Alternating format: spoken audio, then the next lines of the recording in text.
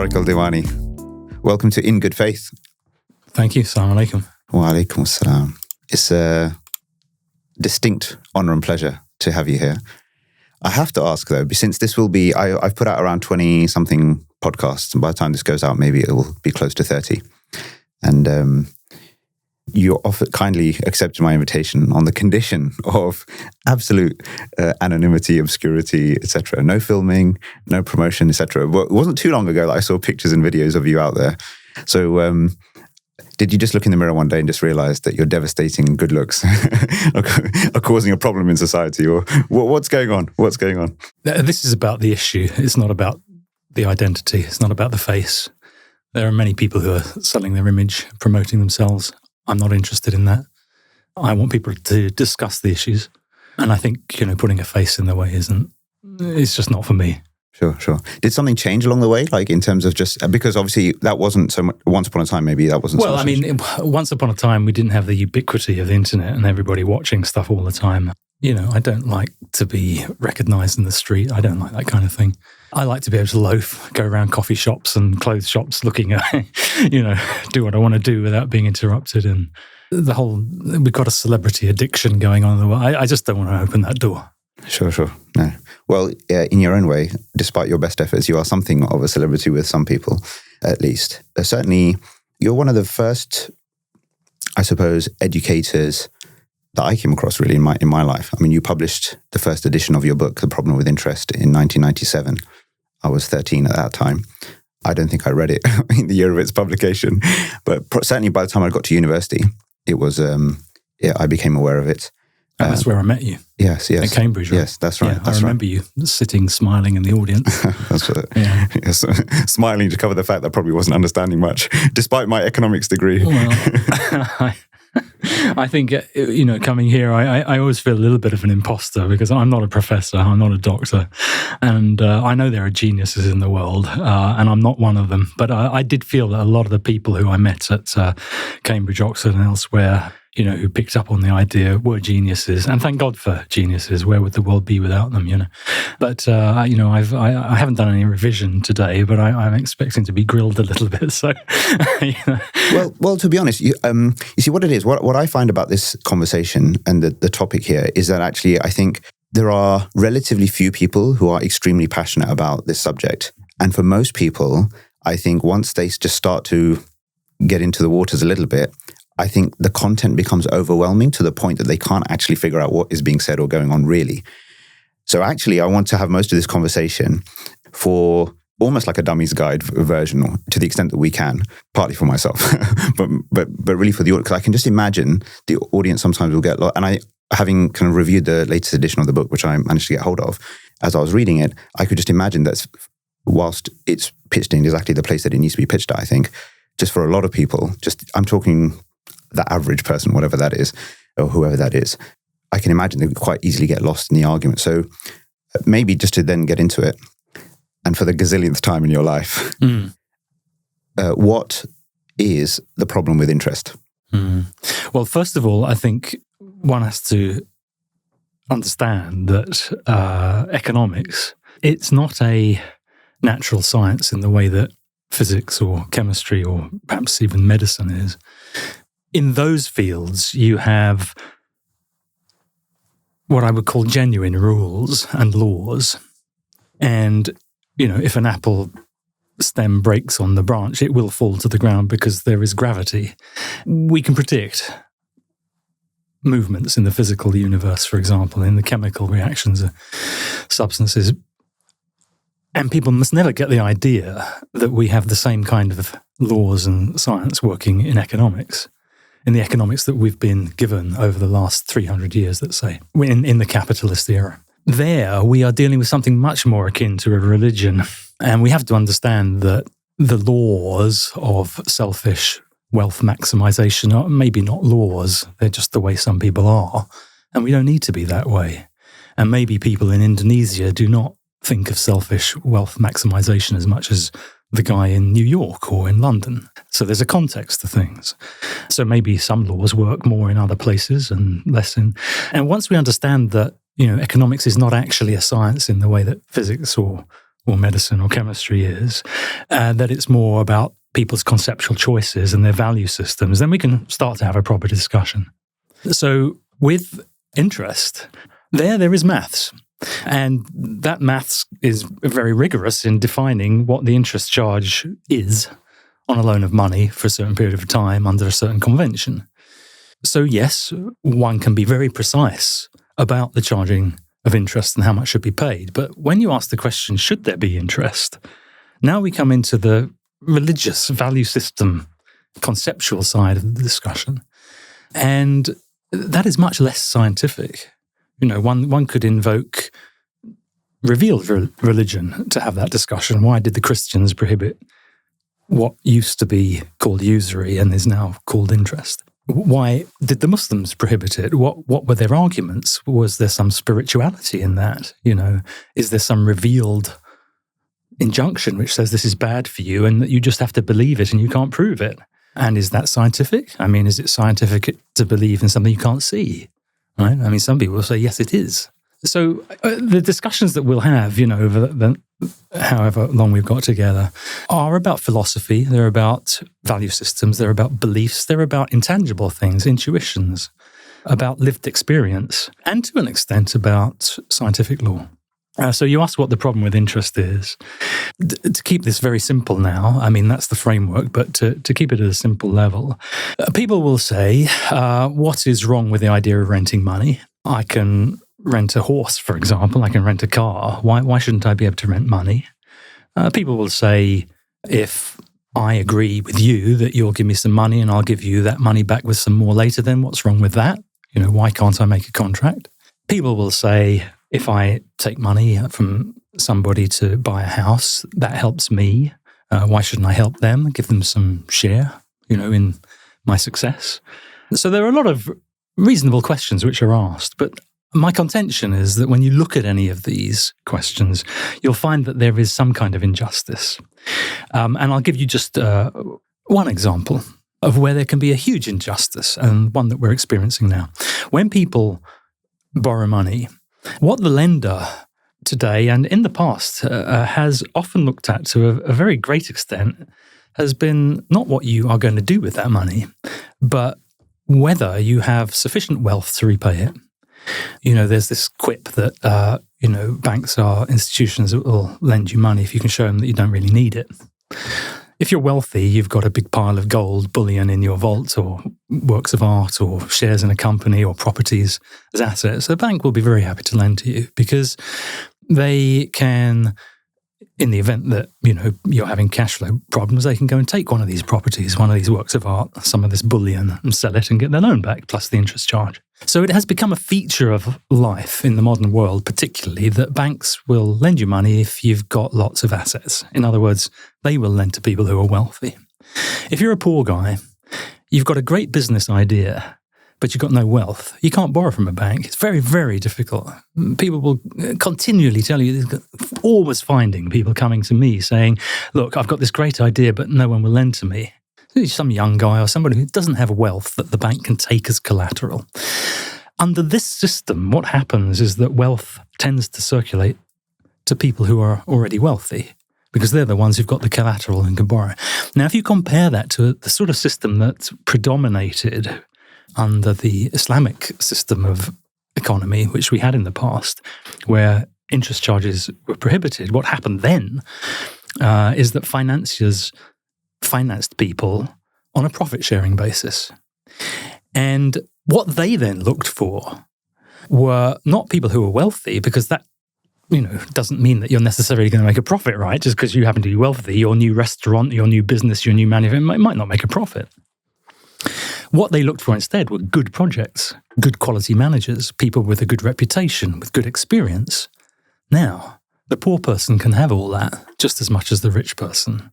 So funds under the profit-sharing system tend to circulate amongst people who are worth financing. So the whole dimension of the world changes then. When poor people can access capital, they have a chance of becoming rich. There's less wealth inequality. The wealth does just not stick among the wealthy. And then when wealth is financing profitable projects or projects that the financier can only make a return from if they're profitable, his interest is aligned with the guy he's financing. Yeah, it's not in his interest to foreclose and seize that collateral, shut down the factory and make everybody unemployed, because he doesn't get anything back that way. It's in his interest to make it work.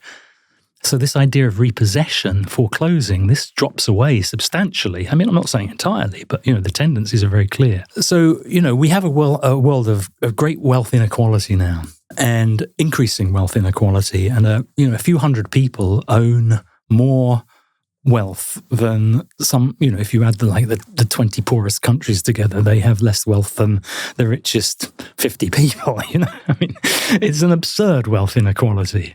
People are financing, white elephant projects, massively expensive yachts, when that could help 1 million people have a home and a life, right? So this wealth inequality is a problem. And what our economic religion of capitalism has to say about this is very, very little, because it's kind of, the religion is blind to this. One response of the followers of that, the religion of capitalism, might be, or has been, that the system has actually lifted more people out of poverty than, well, there are less people in poverty now than has ever been the case. That's often the claim. Whilst many people who are at the lower end of society from an economic standpoint, they may observe the inequality that you've referred to, but at the same time, many of them might observe their own lives, and despite the stresses and strains, will appreciate the material benefits and comforts provided within the system. So there seems to have been, whilst there are issues, and people will acknowledge those issues, they will also say, well, actually, we have benefit net. Things seem to be okay. Right, okay. One problem with that argument is that you can't relive the past to know the difference. If it was false and we had had a different history the last 300 years, and we were able to look at ourselves today and say, oh my gosh, we all have houses which are twice as big, we all have the quality of food which is much better, we all have cleaner air, there's no plastic in the sea, the air quality is better. I mean, if we looked at a whole range of things, having relived the last 300 years, then we might be able to say, oh, we're poorer today than we would have been otherwise.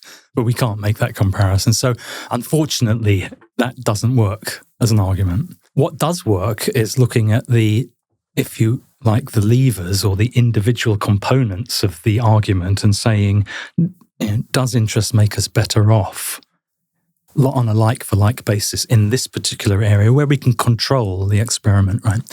So I'll give you an example of that. There's a lady called Margaret Kennedy in Germany who did research many years ago, in the 80s, in fact, and 90s, and she continued to research after that in Germany on the cost of living. And she looked at various industries, house building, electricity generation, so the cost of manufacturing cars and so on. And she asked the question, what component of the price that we pay for these services comes from interest? And she found that in some cases, utilities, for example, water, electricity, of the bill that you pay, more than 70% of the cost comes because of interest charges. Because the company that had to build the electricity power station, which took 10 years, they had to borrow all that money to buy the land, to buy the materials to build the power station. It took years to come, and all the time during these years, the interest charges were accumulating. And then the thing started generating, and then they had to charge to get those interest charges back. They had to charge their customers. And so, having looked at that and done it quite carefully, she found that actually the majority of the cost that we're paying for many of the basic things that we use in life is actually much, much greater because of the interest-based system. In housing, for example, if we want to build a house, the developer has to buy the land, so he borrows the money to buy the land. He then has to get the materials. He borrows the money to get the materials. He then has to pay his labourers. He borrows the money to pay his labourers. 2 years later, the house is finished. The buyer has to get a mortgage to borrow the money to buy the house and pay the interest for 25 years. If you look at that cycle from start to finish, even at a low interest rate of 5%, more than half of the cost of the house is paid in interest charges. Right. Now, if someone tells me the interest-based system is making me richer or better off, I'm afraid just go and look at the maths. Now you can use science. Right? Now we can have a context and a focus where we can actually answer this question in a controlled way. What about then an argument maybe that's fine, that's understood, that because of the system, the majority of, let's say, the cost of services is ending up being these interest charges, but maybe a lot of these services just wouldn't exist in the first place because under a non-interest-based system, the availability of capital wouldn't be so free-flowing to allow for the building of these houses and the provision of energy supply, etc. Right. So there's a researcher, Michael Hudson. He's a Christian by faith, and I've been very fortunate enough to meet him. He's getting on now.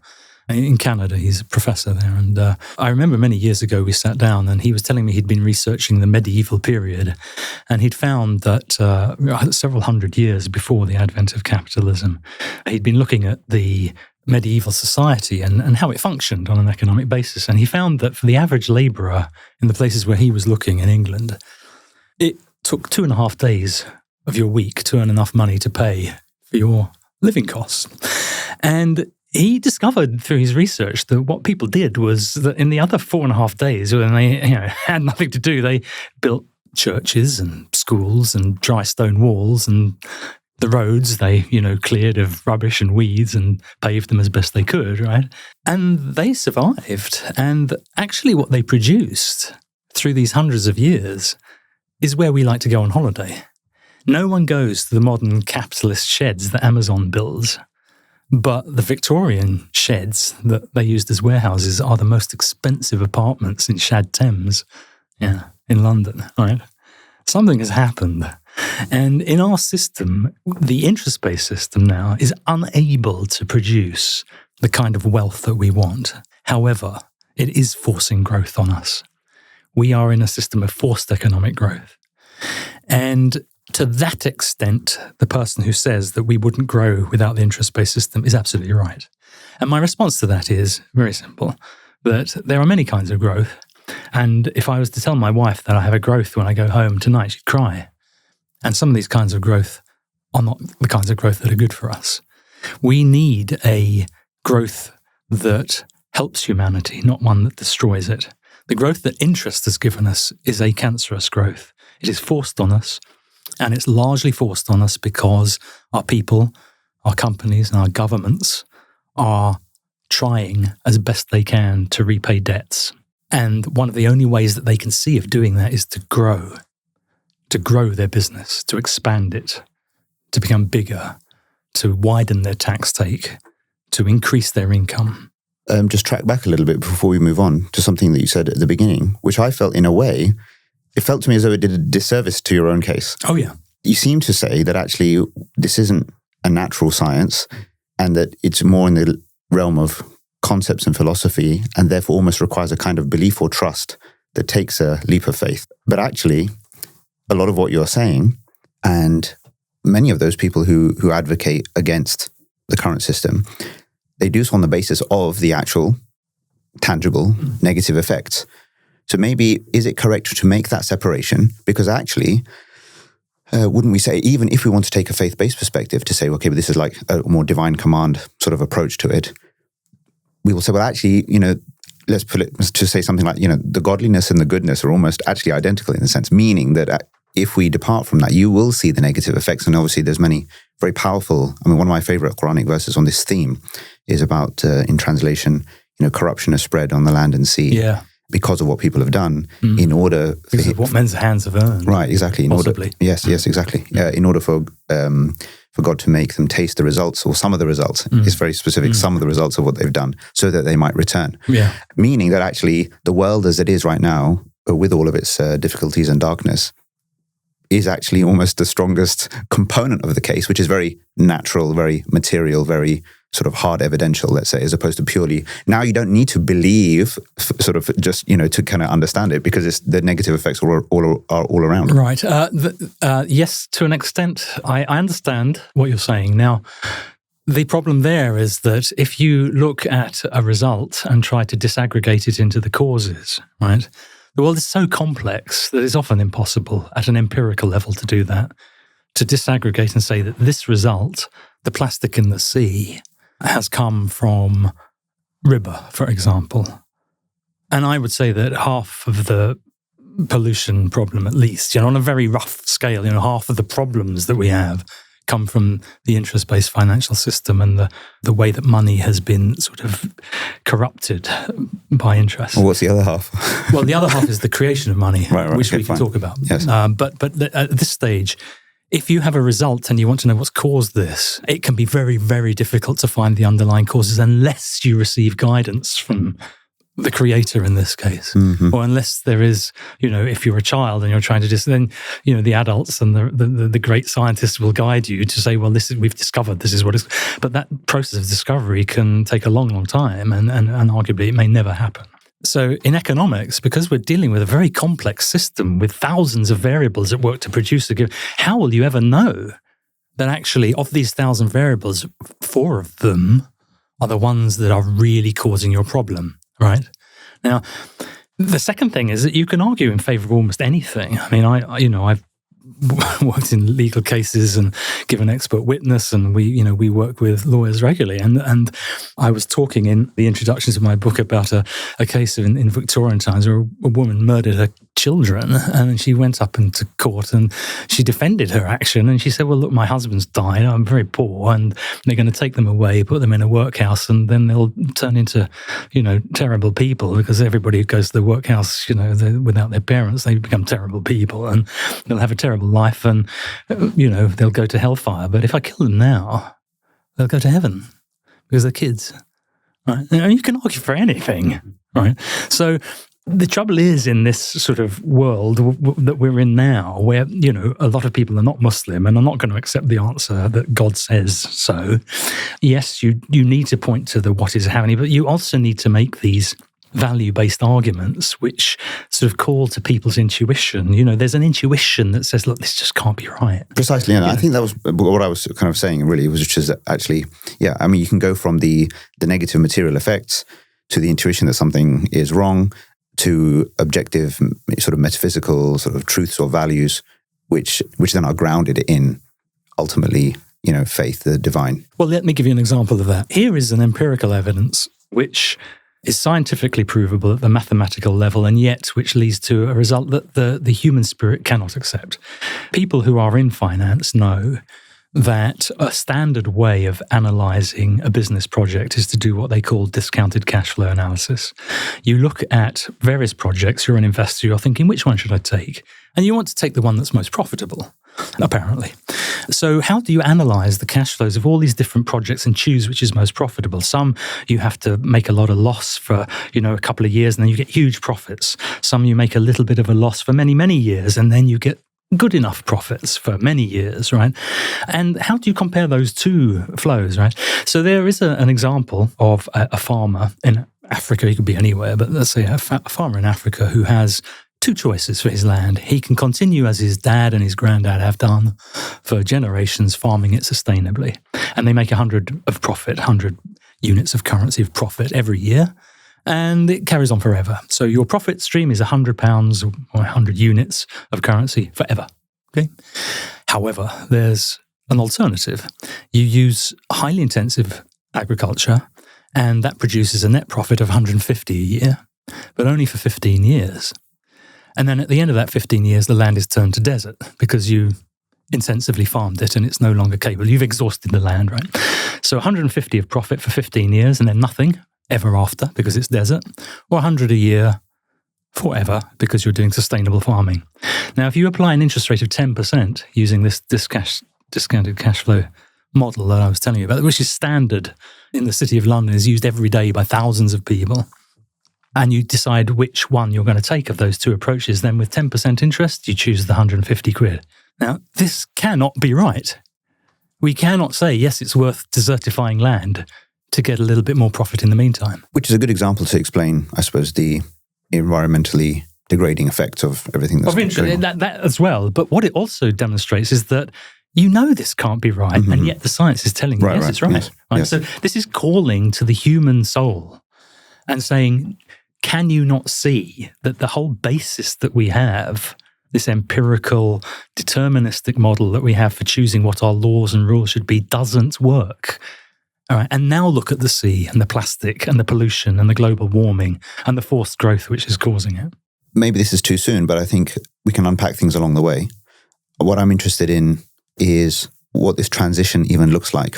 So what are we transitioning to? And what is the cost of the transition, let's say, in between? Because obviously when you're we know we've highlighted to a degree, and I think people are increasingly well aware of the costs and the harms of the system as it is. If the central governors and of the various banks and private bankers and ministers and their advisors were to suddenly say, Tarek, we finally get it.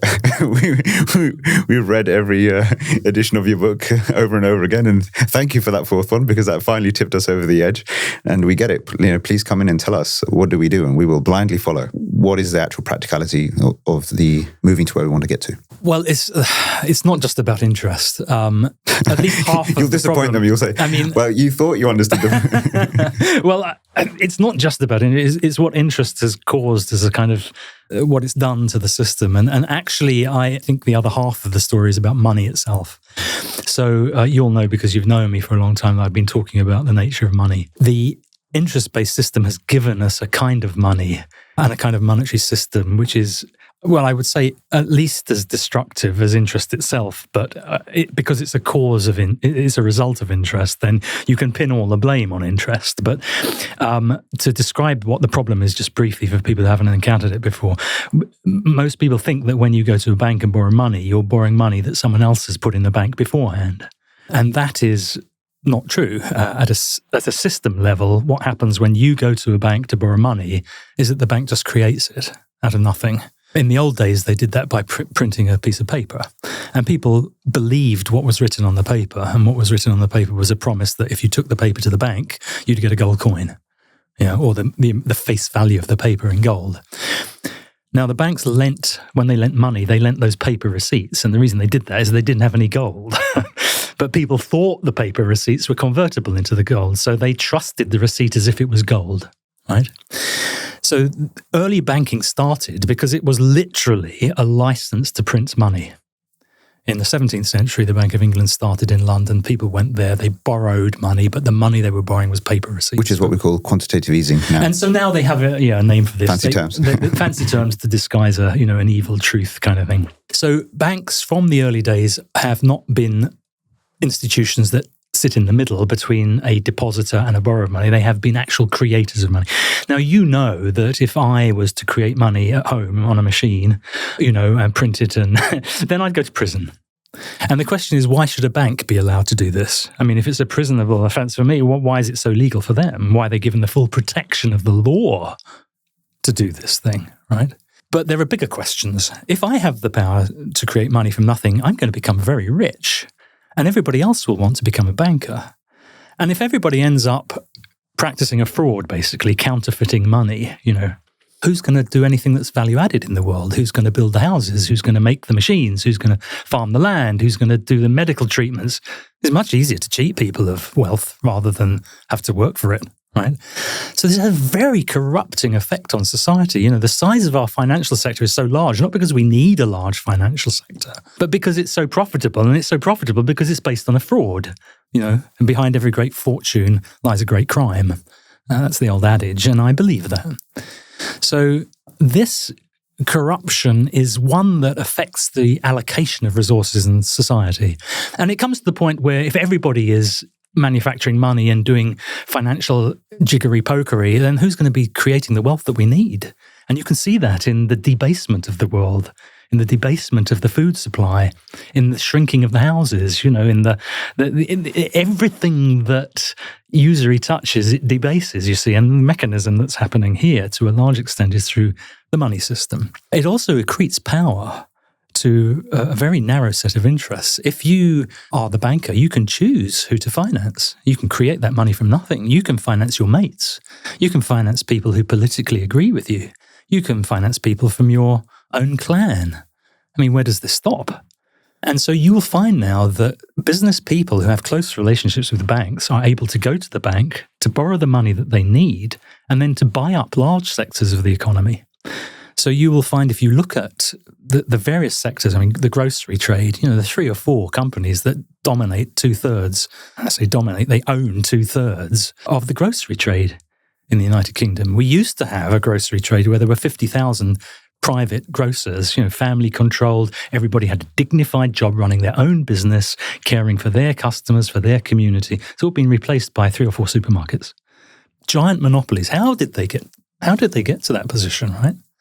And the answer is that they borrowed money created from nothing by the banks. The banks were very happy because they got interest on money that they created from nothing. The corporates were very happy because they could buy up all the competition and create huge monopolies, and in 30 years' time repay the debt, and it wasn't worth very much because of inflation.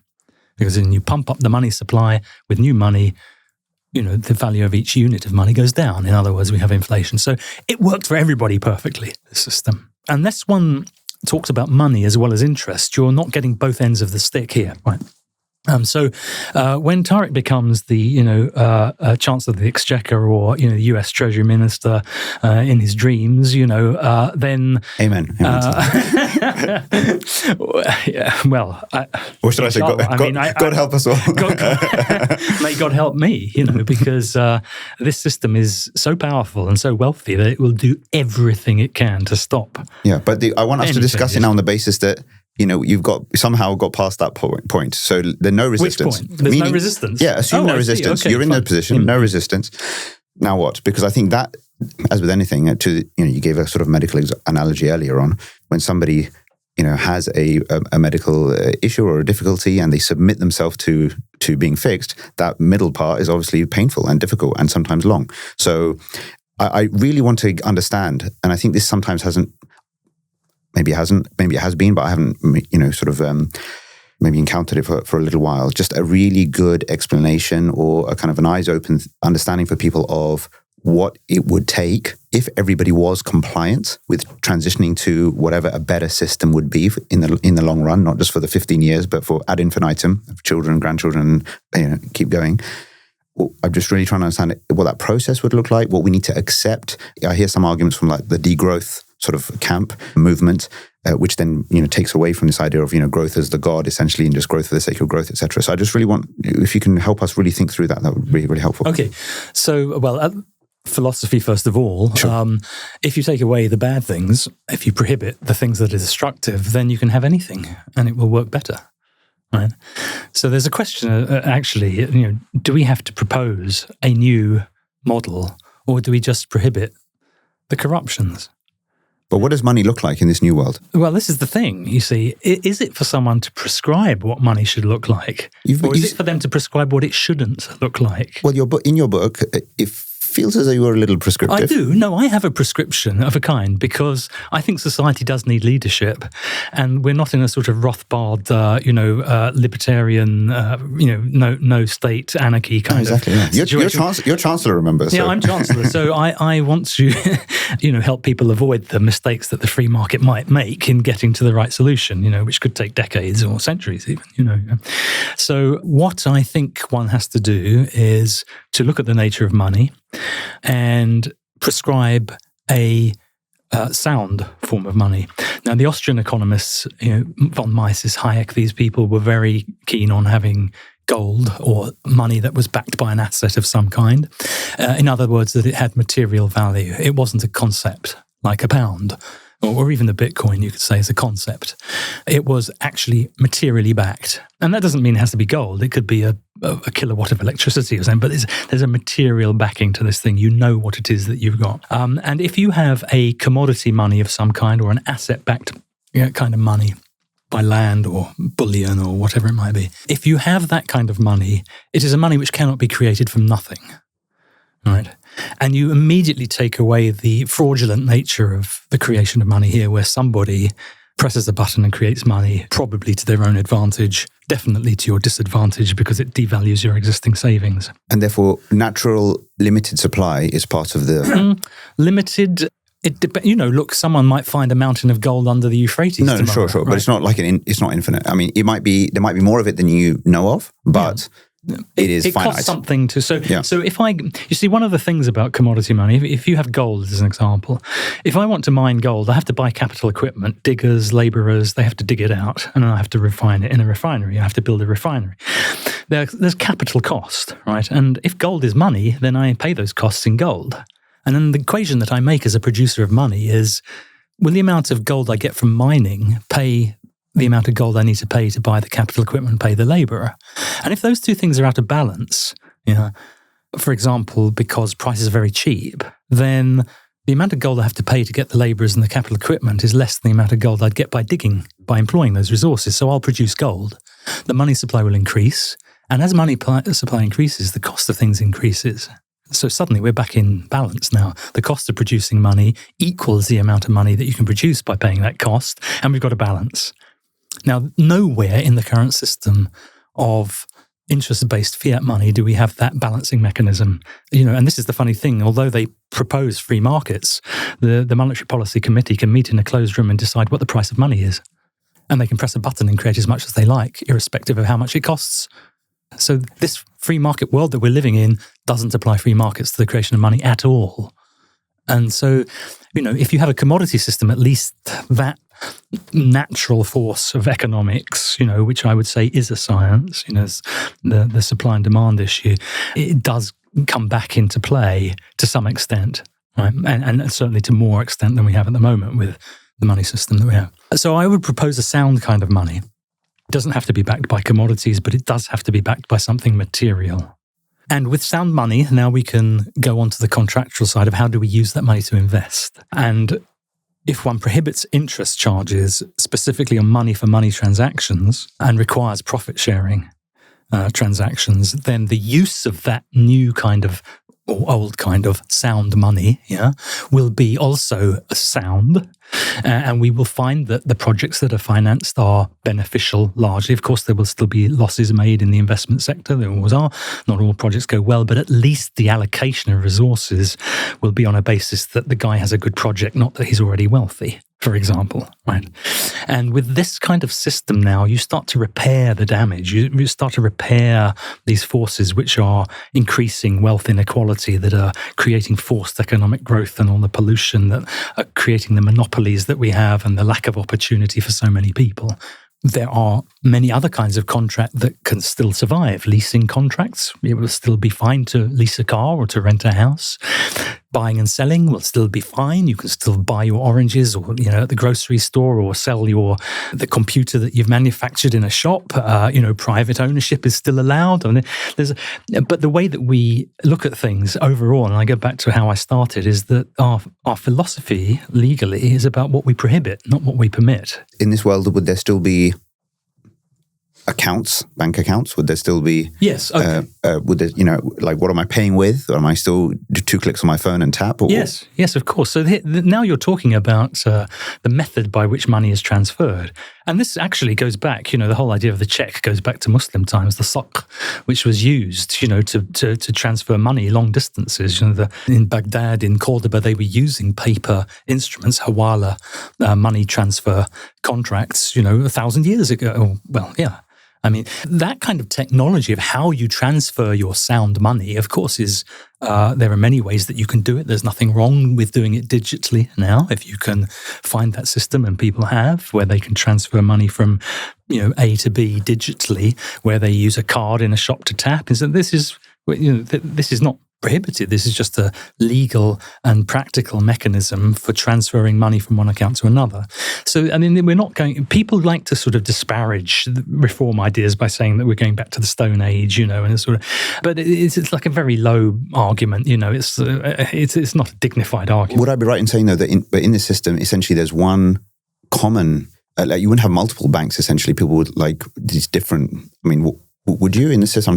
Yeah, why not? But it's a question of what a bank is. A bank is no longer, the reform system, an institution which can create money out of nothing.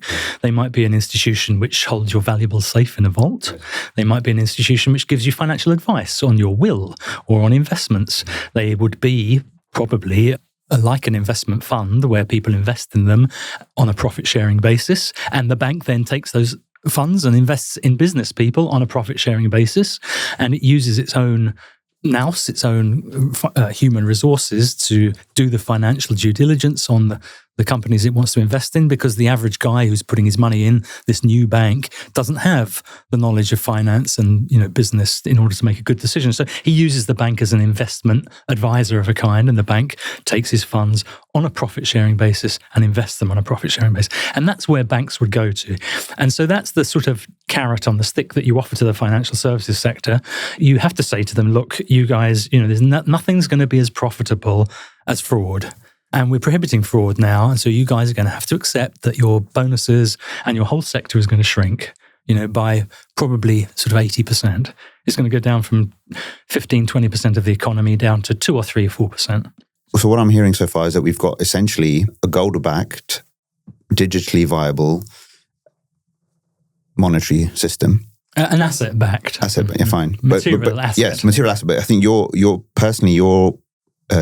still most in favour of gold specifically. I think gold works, but I wouldn't, if I was proposing, I would have a mixed basket. I'd have some commodities, some agriculturals, some land, some electricity, units of electricity, to give it a sort of diversified base of assets. Because, individual markets can be manipulated. And coming on to that, the problem with any change of this magnitude, is, we're just dreaming about what it would look like now, but it's the getting there that's the problem. Well, so I just want to come to, so you mentioned about the fact that, okay, now the banking sector is going to shrink massively, obviously, because fraud has ended in that area. So therefore, in this getting there, this is what I was trying to get to earlier, which is, what do we just need to accept that the effect of that, essentially? Is there a way to transition to this ideal in a way that doesn't cause immense amounts of difficulty, disruption, pain, given what we've become used to? Yeah, I think the answer is no. And the reason for that is that the vested interests are too powerful. And I don't mean, by the way, in terms of the resistance from people who I still mean with the acceptance, meaning assuming the compliance. So assuming, I know it's hypothetical, but I'm just assuming the compliance of governments, banks, etc., to transition. Oh, with a will, there's a way. Yeah, there's a way, but I'm just saying that way is like the example I gave earlier, right? The person who's got the medical difficulty or whatever, there's a will, right? But it's damn painful to go from here to health. Would the transition, if everybody agreed to it, would the transition I'm just trying to understand I just really want people to understand what we need to accept individually and collectively in order to... I don't think there needs to be pain at all. I think from day one there would be huge gains. The problem is here really with transition is what Chomsky called the threat of a good example. The reason that the financial sector doesn't want to see any kind of substantial change, and you could argue this was the case with Islamic mortgages particularly, but it would certainly be the case with more fundamental systemic change, is that as soon as the change happens, the people will see the benefit and they will start to question the entire system. And so any example that's good has to be quashed. So Chomsky called this the threat of the good example. That's the thing the establishment is afraid of most. Let's say your electricity bill dropped by half within a couple of years. You'd soon think, wow, that was a great decision. Yeah, if your house price and your mortgage suddenly disappeared and was replaced with an instalment contract which was half the price. If that happened in a period of a couple of years, you think, wow, this is great. Government's doing the right thing, right? And you'd want more of it. And there are many, many quick wins. The question is, can we get there? I'm not so worried about promoting and designing the transition. There has to be a transition, that's for sure, because sudden change is a disaster. When this has been tried in the past, when Sudan tried to Islamize its bank, it was a complete disaster because too much too soon, and it was gamed and politicked, and the systems weren't in place, and the people didn't understand how to operate it, even if it was in place. And the academics and the bankers were thinking old style, not the new. So there must be a transition. It must be gradual, but you go for the low-hanging fruit first because we're in a political world, and people don't want to suffer 10 years before they see the first benefit. You won't survive politically like that. That's the problem with modern politics, and we have to acknowledge that. But, I don't spend my time thinking about these top-down solutions because I know they're not going to happen. You've given up? No, it's not that I've given up. I never believed in it, really. I've seen enough. I have advised 2 senior ministers, 1 prime minister. I've advised and actually done a plan for reform, and he looked at it and said, this will never happen. Because? With a vested interest. Sure, yeah. To what extent would the aggregate sort of will of the people possibly win over? So now you're talking about revolution, right? Well, maybe revolution, but it could just simply be, I'm trying to conceive of a scenario where you have a political party, for example, whose manifesto essentially includes the kind of propositions and solutions that you perhaps would approve of, that gives a reasonable case for what this transition might look like, has educated the population sufficiently so that people get it and understand that there will be perhaps something of a difficult transition and it's a new world, but somehow have found the reason to think long term. It will be revolutionary, kind of, I don't know, small r revolutionary. It doesn't necessarily require everyone to go up in arms. I'm just trying to think about, is there a way to educate people sufficiently and to get them to understand this in such a way that they would actually put their vote against something that, or to a party that proposes such a thing? Well, they did, and they failed. This is exactly what happened with Lincoln in the States in the 1860s. And, he designed a system where the government would print the money free of interest and use it for the benefit of the people. Lincoln's statement, money should be the servant of humanity, not its master. That's his famous statement. And the banks mobilized against him, and they will do so again, and they have done regularly through history, in fact. If a government comes with a radical plan to attack the banking sector, they immediately find huge financial problems of one type or another: foreign currency crisis, bond market crisis, political backchat, difficulty at the ballot box, and then they're out. With these greenbacks that Lincoln created in the early 1860s to finance the Civil War, actually, he decided that, he went to the banks in New York and they offered him interest-based loans, which are a very high rate of interest. And he said to himself, well, look, if I borrow from you, just print the money, so why shouldn't I print it myself? And that's what he went to do, right? And the banks hated him for it, obviously, because their ruse had been uncovered. And the lesson of greenbacks wasn't lost on people. So even after Lincoln's death in the 1870s, the proposal kept on coming back from the government saying, look, why do we have to go to these banks to borrow money that they print? We're the government. And at that stage, what happened is that a guy called James Buell at the American Bankers Association sent a letter to the banking members of the American Banking Association across the state, telling them, call in the loans of anybody who disagrees with us on this issue, anybody who's in favour of the greenbacks, particularly presses, newspapers, call in their loans, send them into bankruptcy, finance people with new loans if they agree that the banks should continue to have the right to print money. So, this is a kind of small example of what happens and how savage, actually, the banking sector is prepared to be. I mean, this is, we don't know what's happening right now, what's going on behind closed doors, but we can see the results of it. And we know that, institutions which have trillions of dollars under their control and make hundreds of billions of dollars of profit every year are not going to just let that go, right? So, anybody who comes with a top-down solution is going to face huge pressure like that. And it's one after the other. It's convincing the people. It's going on to television and radio and making arguments against people, who are in favor of the status quo, who are very, very slick, who are very knowledgeable, very well trained. The best Oxbridge minds fight for the banking sector because they get paid very well. And until the middle classes and the intellectual middle classes particularly refuse to take this deal where they get paid well above average to do the work of the elites, until that happens, I don't think, we're going to see any effort even to change, let alone a successful effort.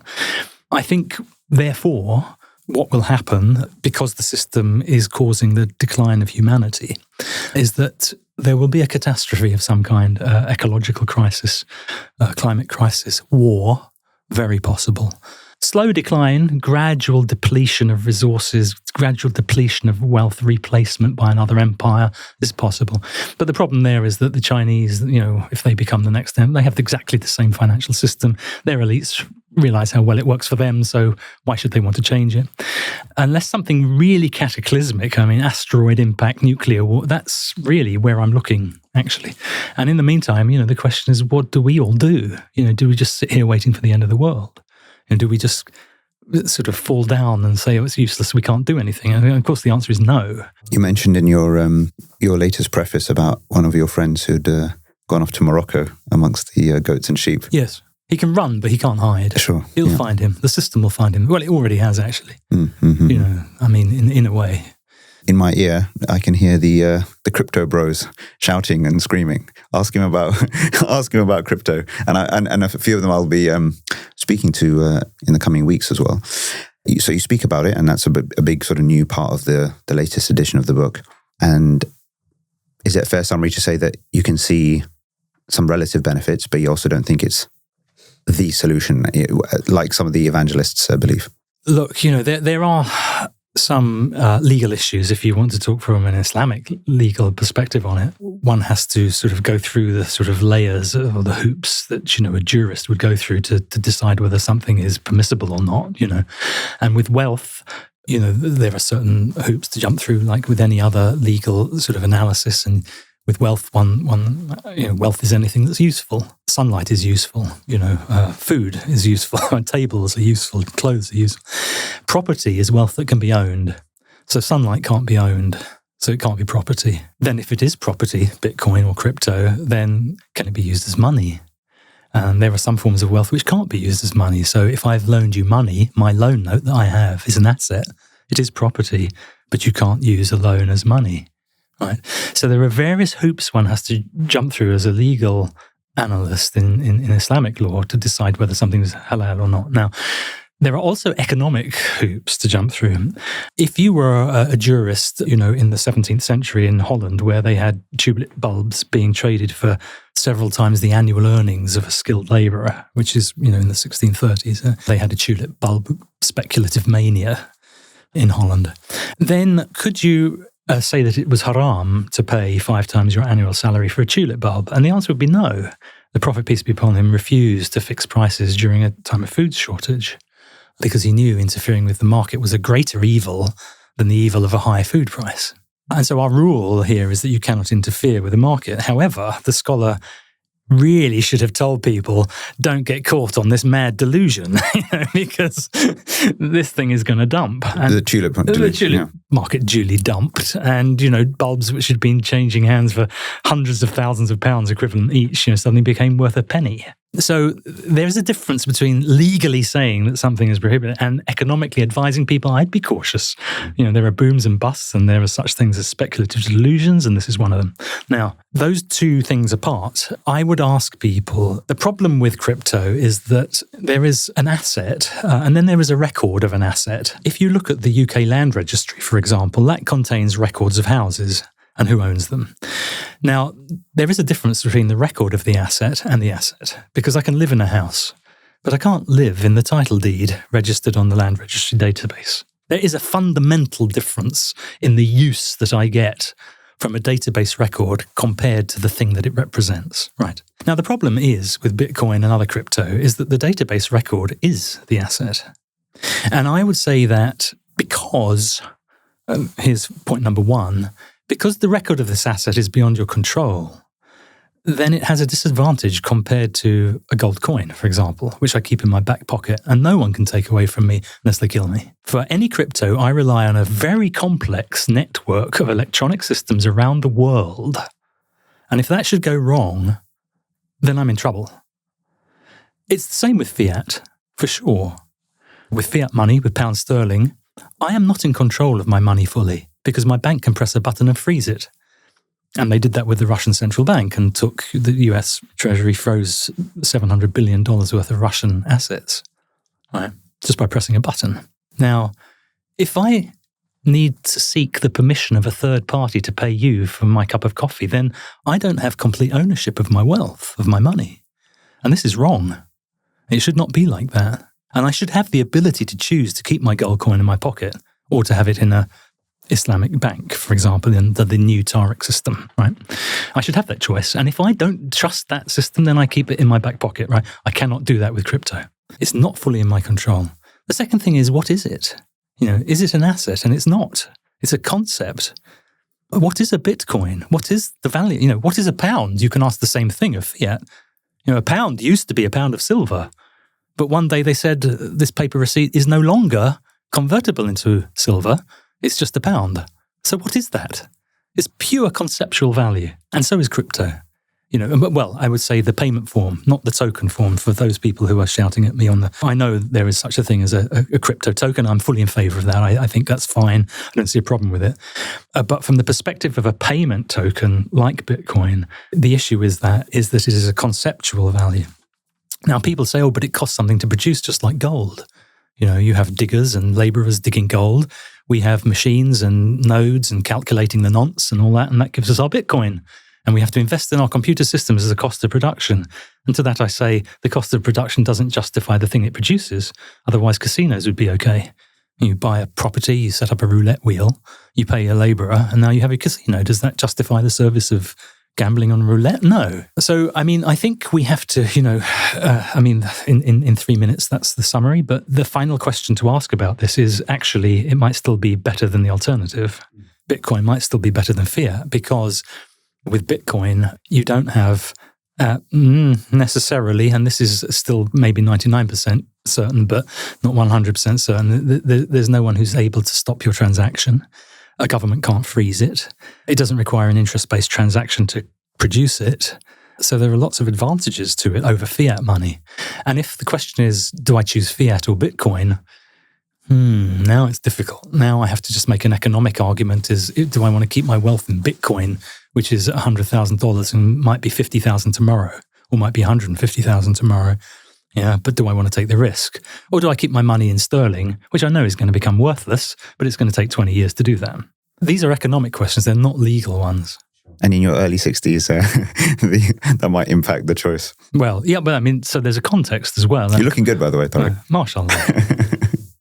You encourage the ongoing sort of exploration of that whole and advocacy around that whole space, or do you think that it's in some ways slight sort of energy applied in the wrong direction? Because actually, if all the energy that's going into advocating for Bitcoin could be better applied, let's say, to something which might be a more, still has its difficulties, but it's a conceptually more sound, then actually that would be preferable. Yes, and this is kind of, as far as me and my sort of lay opinion, believe that if you prevent the obvious good for long enough, you'll produce extremism. If you deprive a people of their land for long enough, you'll produce extreme views. If you prevent a wound from healing by rubbing it continually, you'll produce cancer. If you prevent a sound form of money and every attempt at producing a sound reform of the money system, you'll produce more and more extreme ideas, which are completely unnecessary in many cases, compared to the obvious just solution of preventing this massive fraud of money creation by the banking system. That's the answer to this, right? And because we can't have it, we're being diverted into ever more complex schemes and ever more sort of arcane. And I feel that everyone has the right to make their own choice. When in a situation of great difficulty, it would be wrong to apply rules which arose in the 7th century in Arabia in the way they were applied there today. I think there are arguments for paying interest in today's world. And thank God there are, because if there weren't, then none of us could have an electricity supply. I'm often pointing this out to people. If you have an electricity contract, a gas contract, that contract will say that if you don't pay the bill on time, the supplier has the right to charge you interest.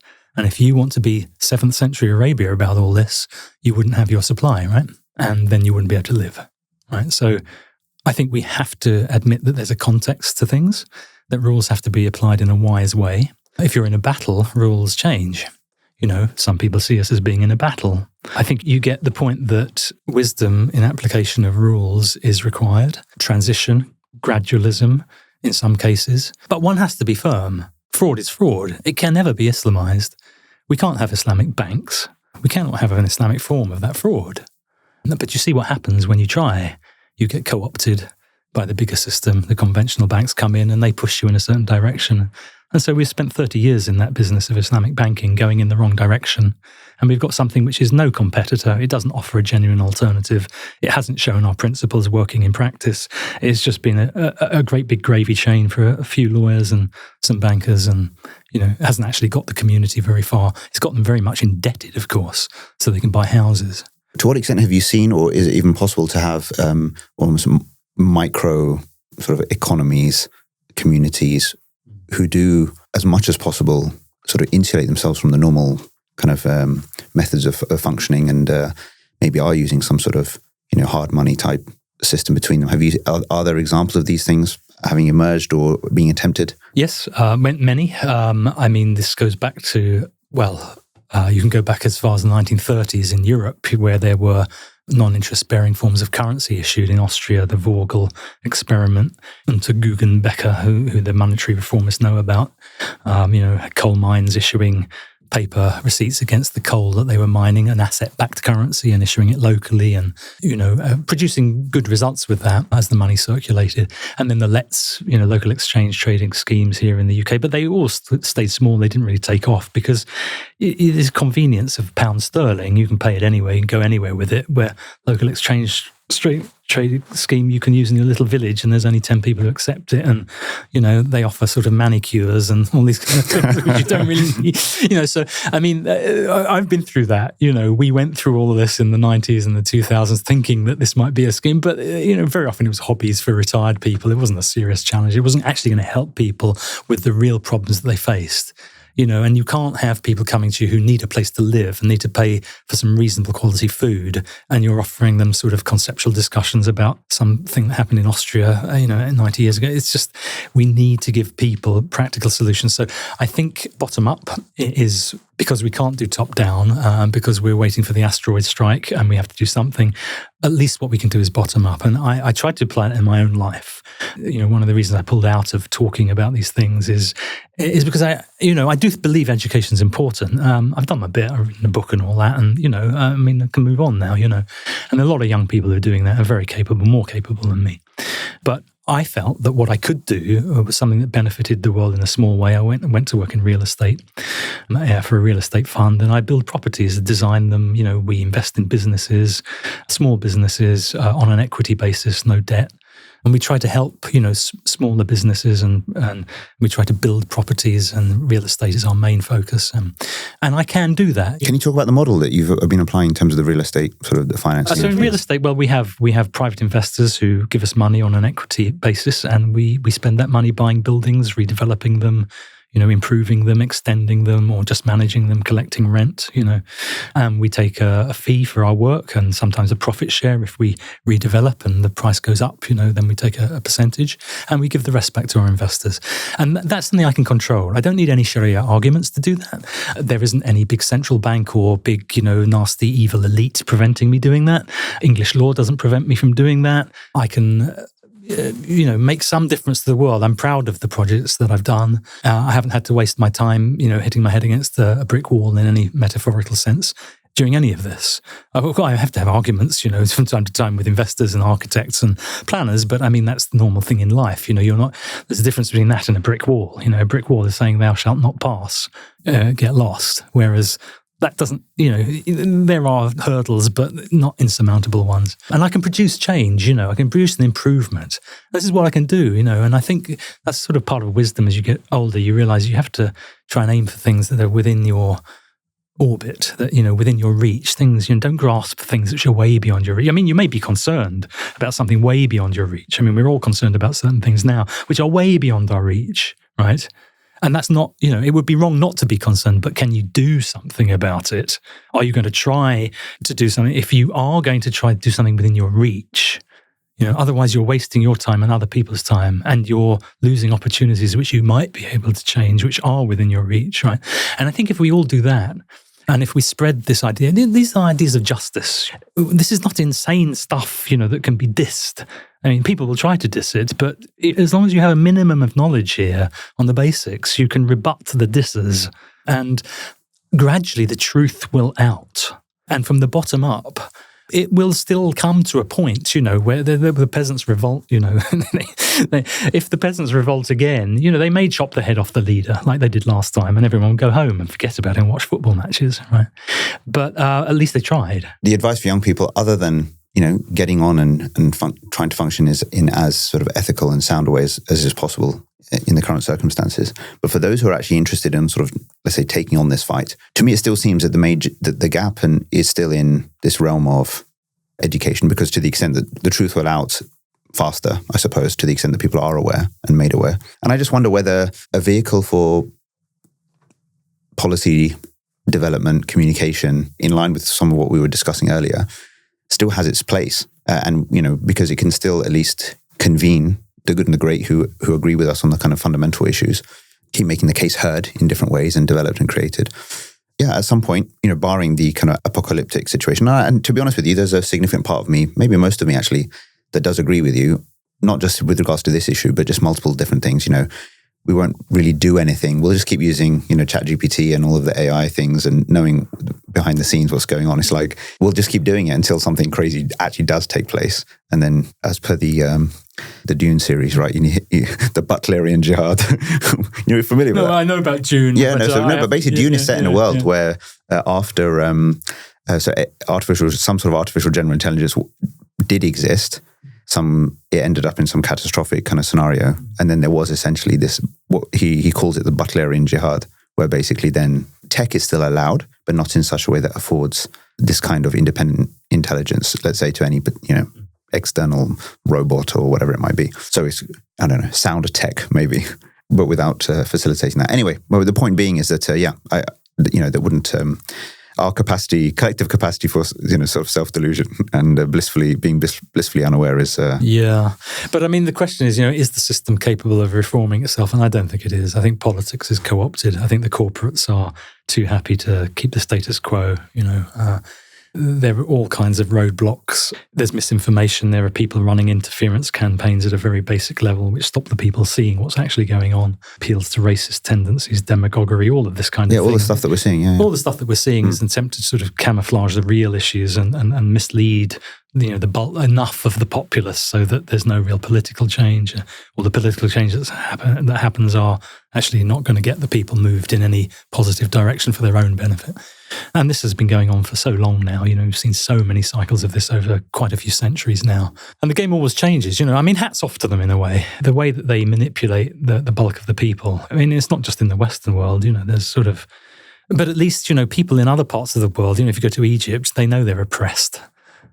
But here they don't. They really don't know that they're oppressed. They don't know the nature of that oppression. In China, maybe they know they're oppressed. I meet Chinese people, they know what their government's doing to them. I'm not anti-Western, by the way. It's just I'm anti the system that the West happens to have adopted. Sure. Yeah, of course. And I wish them all the best, and I would love to be part of that solution. But I'm seeing international forces which belong in no one place, neither east nor west, north or south. They don't belong anywhere. And they go wherever they need to harvest, as a parasite harvests. And those are the true enemy. We have victory over that, I don't know. For young people, don't keep your money in the bank. It'll become worthless.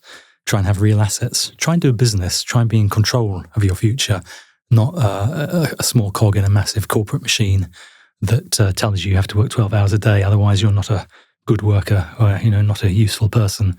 Think about helping others. If you help others, I think God will help you. If you give, it always comes back. There are certain rules which we haven't been taught very much, but they do exist.